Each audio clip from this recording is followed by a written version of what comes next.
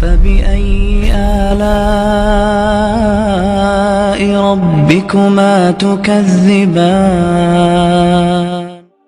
نعمت کے تعلق سے میں یہ کہوں گا، شکران نعمت جو اللہ نے دی ہے اس کو باقی رکھنے کا اصول کیا ہے؟ مطلب کسی نعمت کو باقی رکھنے کا اصول یہ ہے کہ اس کا شکر ادا کیا جائے۔ اگر ہم کسی نعمت کا شکر ادا نہ کریں تو جو ہے وہ بھی چلی جاتی ہے اور جو آنا ہے وہ بھی نہیں آتی ہے،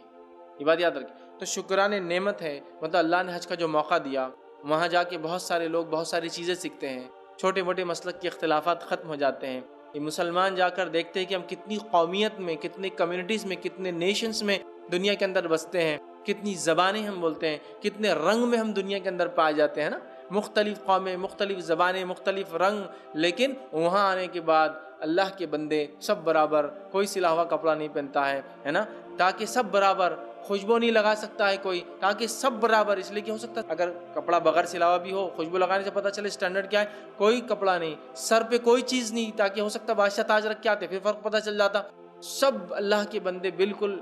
اللہ کے سامنے حاضر ہے اور کسی میں تمیز نہیں کر سکتے آپ کو، دوسرے سے فرق ہے، بادشاہ بھی اور غلام بھی، دونوں بھی اگر حج کو آئے تو دونوں برابر ہے، کوئی پہچان نہیں سکتا، نہ اس کے پاس تاج ہے، نہ اس کے پاس کوئی علامت اسے پہچانا جا سکے کہ بادشاہ ہے، نہ اس غلام کو کوئی پہچان سکتا کہ غلام ہے، چونکہ دونوں اللہ کے بندے کی حیثیت سے کھڑے ہیں۔ تو یہ اللہ کی بڑی نعمت ہے، یاد رکھیے، جو حج کا موقع ہمیں دیتا ہے، ہم اس کا شکر بجا لائیں۔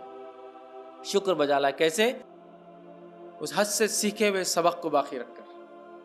اس حج میں کیے ہوئے اس توبہ پر عمل کر کے، اور حج سے پہلے کی زندگی اور اس کے بعد کی تبدیلیوں کے ذریعے یاد رکھیے کہ پہلے اگر معصیت اور گناہوں میں زندگی تھی تو اب میری لائف چینج ہو چکی ہے۔ یہ بڑی اہم بات ہے، یاد رکھیے، اس کو سمجھنے کی ہمیں جو ضرورت ہے۔ اللہ رب العزت سورہ نحل سورہ نمبر 16 اور آیت نمبر 53 میں فرماتا اور کہتا ہے وَمَا بِكُم مِّن نِعْمَةٍ فَمِنَ اللَّهِ، جو نعمتیں تمہیں حاصل ہے وہ سب اللہ کی دی ہوئی ہے، اللہ کی دین ہے، یاد رکھیے۔ اور دوسری جگہ سورہ نحل میں ہی اللہ نے فرمایا آیت نمبر 18 میں وَإِن تَعُدُّوا نِعْمَةَ اللَّهِ لَا تُحْصُوهَا إِنَّ اللَّهَ غَفُورٌ رَحِيمٌ۔ اللہ فرماتا اور کہتا ہے اور اگر تم اللہ کی نعمتوں کو شمار کرنا چاہو